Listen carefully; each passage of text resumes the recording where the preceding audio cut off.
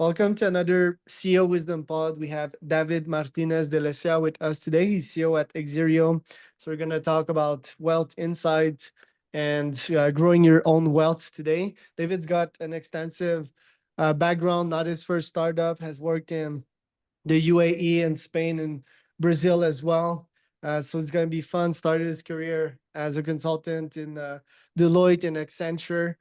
This podcast is brought to you by podpire.com. If you want to start your own podcast or monetize it, it is also brought to you by Qualia. You can go to neurohacker.com/CEO wisdom to acquire that amazing supplement that I use for focus, memory, and drive as a busy founder/CEO myself. David, welcome to the pod. Tell me a bit more about yourself and what you're up to nowadays. Thank you for having me. Yes, as you've said, at the moment I'm working on Xerio. We've been working on this for 3 years. Basically, we're trying to solve the need for people to track and understand what they own. So we've built an app that allows our users to track all their wealth and investments. We believe that everybody should save and invest, and everybody deserves to have a chance to achieve financial freedom. And the path to get there is to properly save, invest, understand where your money is and how it's performing for you. Right. And we faced this issue. We were to finalize, my co-founder and I were expats, probably like you. So for people who have worked in one country, live in a different one, everybody has money all over the place, different currencies, assets, houses, crypto, stocks. So everybody we knew that had some money was using a spreadsheet. So we decided to bring that problem to the 21st century and build an app for that. And why is it important to track your wealth? Well, if you don't know what you have, you probably won't be building it. If you don't build wealth, you'll never achieve financial freedom. So we believe that wealth is about freedom. And how you're gonna get there? Yes, you could win the lottery, but it's more likely that you should work hard, save, invest your money, and if you're diligent, you'll probably get there. What is your definition of financial freedom? Well, financial freedom is when every day you can do whatever you want to do because you feel like doing it, not because somebody is telling you what you have to do. Many of our users who are very wealthy still work, but they work by choice on what they want to do, and that is freedom. Right. And let's say that I don't track my wealth, but I feel financially free, namely that I don't worry about money. Is that like a good definition of financial freedom? You could get there as well. I think there are 3 ways of achieving financial freedom. One is accumulating so much wealth that whatever you want to consume and purchase, you can. The other way is to reduce your expenses so much that you don't need money. You become a monk, you move to the mountains, and you don't need anything. Or a third way is you already find that you do what you love every day and you work in your business because you love it. That's a third way of achieving it. Probably the answer is normally a combination of all 3. What is the fastest way to build one's net worth? I was listening to Charlie's Almanac, this Poor Charlie's Almanac this weekend, and it's quite insightful to listen Munger blabber about wealth building and acquiring wealth and scaling and mental models. What is the most efficient way to scale your wealth in 2024? Well, as you said, the most important word in that sentence is scale. So nowadays, the only way of building substantial wealth is to find a way to leverage. You can leverage your capital if you have it. You can leverage other people's work if you have employees, but again, it's hard. Or you can leverage what you do. You can leverage content. You can leverage knowledge. You can leverage code if you build an amazing app. The only way to really build substantial wealth is to have equity on something that scales and you earn your money when you're sleeping. What is your opinion on one of the fastest way to build your wealth, in my opinion, is building an audience.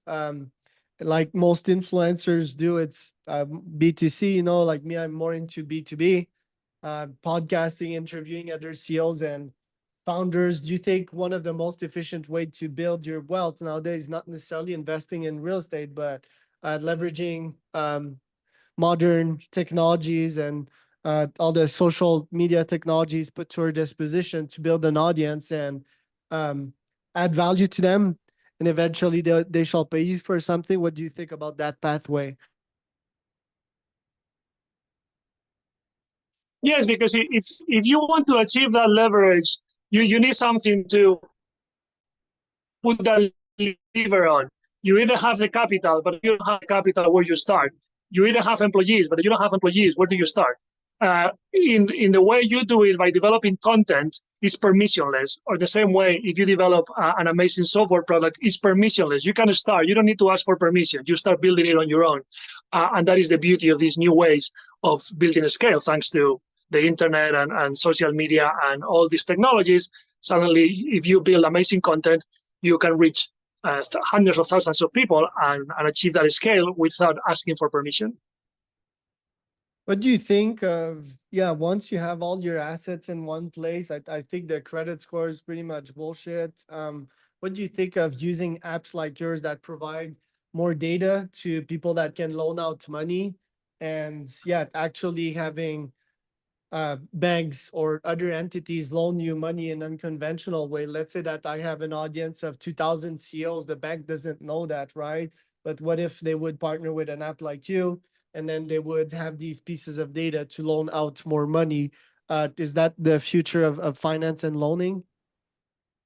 Yeah, if you have assets that you can borrow against, absolutely. It is a very niche segment of the financial world. But yeah, if you say, look, I have 20 million followers and I monetize them that way, and you have an income that you can demonstrate, absolutely. You see this already in startups. A lot of startups have raised incredible amounts of money or being acquired with zero revenue on the back of having hundreds of thousands of users. You mentioned at the beginning that you were an expat and Xerio started as an idea for that. What do you feel expats are facing as problems when they come into new countries, opening bank accounts and so forth?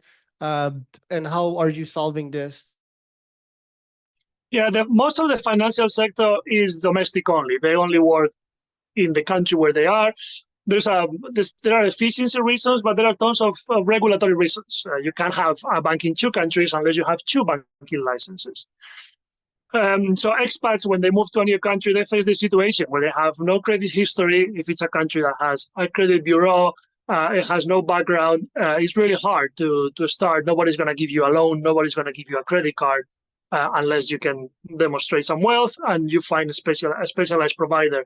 Especially after the financial crisis, most of the financial sector step back in providing services to expats. So it is a very underserved part of the financial market. We are trying to help those with tracking their wealth. Again, as I said, if you have 8 different assets in 3 different currencies, you won't find anybody who can give you that. So you either use a spreadsheet or you go to a service like ours.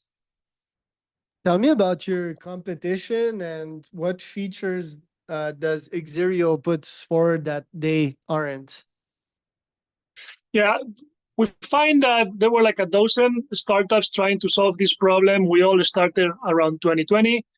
There are still a few that show up here and there, but where we find that we are better at is definitely multi-asset and multi-currency. Whatever you own, if it's Bitcoin, if it's crypto, if it's stocks, if it's real estate, if it's your car, if it's a boat, if it's a pension plan, well, we don't care. We can track it. And if it's any currency, we have 50 different currencies. We can track it. We can get daily prices. We can do performance. We can connect to 11,000 financial institutions. We can track all that. Where we are, I think the best in this is we don't only track the value, we also bring all your investment history. So when you connect your broker, we bring every single transaction. So if there are 10,000 transactions, we bring them all. And then we can calculate the performance of your assets. Most financial institutions will send you a report telling you the performance in the way they want to tell you.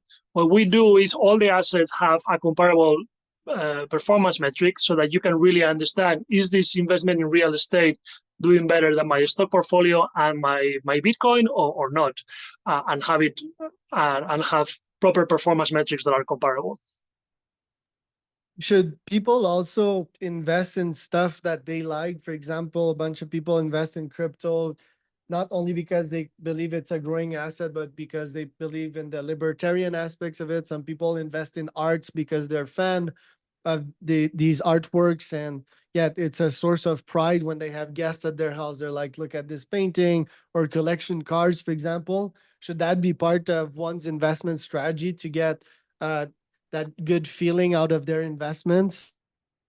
Look, I think I would recommend not to invest based on the fun you have. It is fine to have fun, but I would try to split those decisions and understand that one is what you're doing with your money and what you expect to get with a certain level of risk.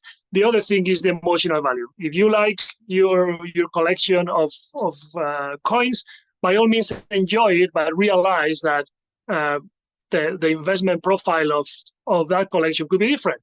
The biggest one is real estate. A lot of people get emotionally attached to their house when sometimes it's a good investment, sometimes it's not. So I think it's fine to buy a house and enjoy it. I think it's fine to buy art and enjoy it, but I would try to split my brain into why am I doing this?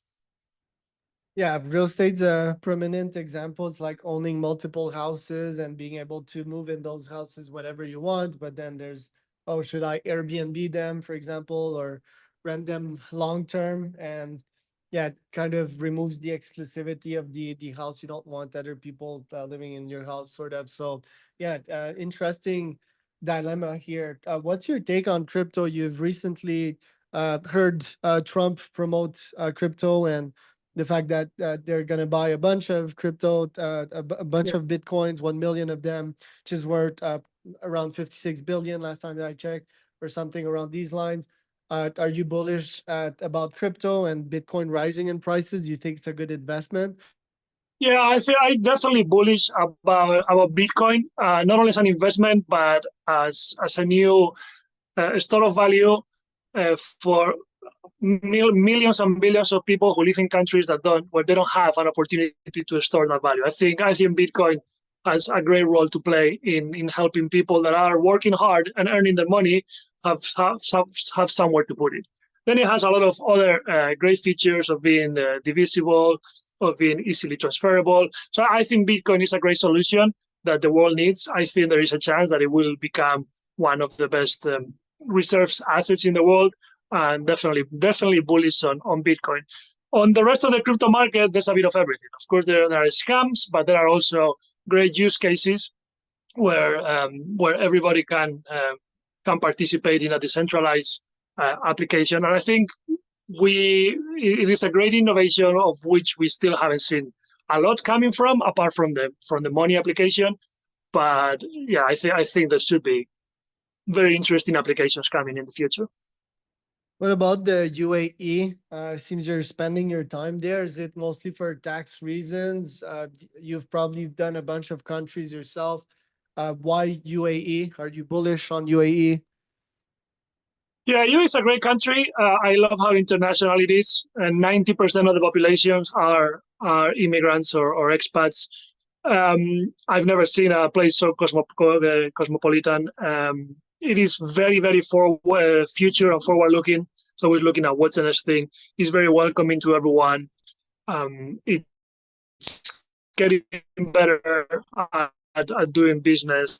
Safety is great. Weather is fun. Yeah, definitely bullish. Tax or not tax wise, look, I'm an entrepreneur, so I don't make that much. I don't have an income anyway, or that much of an income. So I wouldn't. I'm not saving much income tax from being there. But I suppose, yeah, if you have a fat salary, it could be useful. I was listening to Charlie Munger's Poor Charlie's Almanac this weekend, and he talked about having an academic view over the market. He's very bullish on everything academia, the science behind it. I think a lot of people can get easily lost in academia. You seem to have an academic background. Do you feel this is helping you as a CEO and a founder? I think I have a strong academic background because I was a bit of a nerd and I love learning and I still love learning. Of course, some things are useful, but if I had to be honest, I think day to day, I'm not sure all those books are giving you the answers you need. I do love learning, and it's definitely a space for academia, for science, for basic science. But as an entrepreneur, I'm not sure it's the best school. With Xerio, do you feel that some additional features to track my wealth that banks wouldn't track? Namely, if I could just like plug my profile and a scraper would be deployed to learn about all my assets out there, some assets that bank couldn't track. Do you feel that such an AI could provide an edge to Xerio?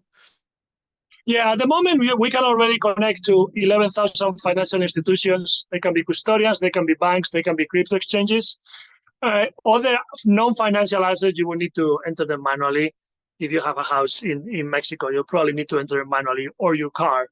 Where AI is going to become very interesting is once you have all that information, the AI will be able to crunch all that data and give you personalized financial advice. That is not legal yet. Regulators wouldn't allow to give financial advice fully automated, but there's no question that it will come. So we are in the process of collecting that information, helping you with reports and dashboards and all that. And once regulation allows us to provide advice, we will do so. You've worked at Accenture, Deloitte, and Bain. Do you feel that these companies have an edge on the market? Do you feel that these consulting companies can scale? Well, they have amazing business. They are very profitable businesses, and they've been around. They've been around for a while. It depends on which segment. Nowadays, in the entrepreneurship world, tech startups maybe less so, but for the large corporate world, they definitely provide a valuable service. And the proof is that they've been around for long, and there's no sign of them going away anytime. What are your top goals this year? Well, in the business we are growing our B2B segment because that's where we see. Well, that's where we see the future of the business. We have a very strong B2C offering, but we are scaling our B2B business. In parallel to that, we are developing constantly more features in the app, and especially for this B2B, the performance reporting angle of it. We want to give our users and their advisors all the information we can about their investments. What are some habits that keep you productive as a CEO? I take health extremely seriously, I suppose because I'm getting older and it comes with a middle-age crisis. But definitely health and sleep are priorities. So then I can spend the rest of the day working hard and, as we say, learning, because I do love learning, even if it's only for fun. And in health, what are you investing in? Like supplements, your sleep? Like how are you investing in your health? I've tried a bit of everything. I've tried every supplement under the sun. Now I'm more in a phase where sleep is the number 1, number 2, and number 3 priority, followed by the usual nutrition, exercise, peace of mind, whether you do it with meditation or some other way. Supplements, I don't think I haven't seen enough evidence to believe most of them. Maybe things like creatine, drugs like rapamycin, they do show promising results. I'm open to those, but I think there's also a lot of noise in the sector. And what's something you've struggled with recently? I suppose what we struggle the most nowadays is with raising awareness of our company. We find that when users come and say, "Oh, I love this app," I had no idea that it existed, and that is the problem we need to solve. We're a small company, and our users love it, but most people don't know that it exists. Do you feel it's a nice to have a well tracking app, or do you feel it's an actual need to have? And how do you resolve the education side of thing if you're gonna educate like all these clients into like, hey, you need to track your wealth, else this is gonna happen? How are you solving Now, that problem? I think for consumers, it's a nice to have. I think you can get on with your life without it. If you do it, you'll probably manage your money better. Your money will work harder for you, and you'll retire faster. I think it's very useful. For the B2B, I think it's a requirement. How are you going to provide this service to your clients? So it's either us or a similar proposition, but you do need these professional tools. Do you feel retirement is a real concept in this day and age? If you like working on some problems, do you feel retirement is still like an actual and a present concept, or something of the past? When I say retirement, I come back to what we said earlier: financial freedom. I have no plans to stop working because what would I do? So yeah, I see retirement as the moment when you stop doing things and working for others, and then you start doing whatever you want to do. Right. Well, David, thank you so much for coming on today. Where can people find out more about you? Exidio, all social media. I mean, if it's about me, but I'm not that interested, definitely exidio.com, EXIRIO.com. There's social media, everything, and I'm easy to find if somebody needs something from me.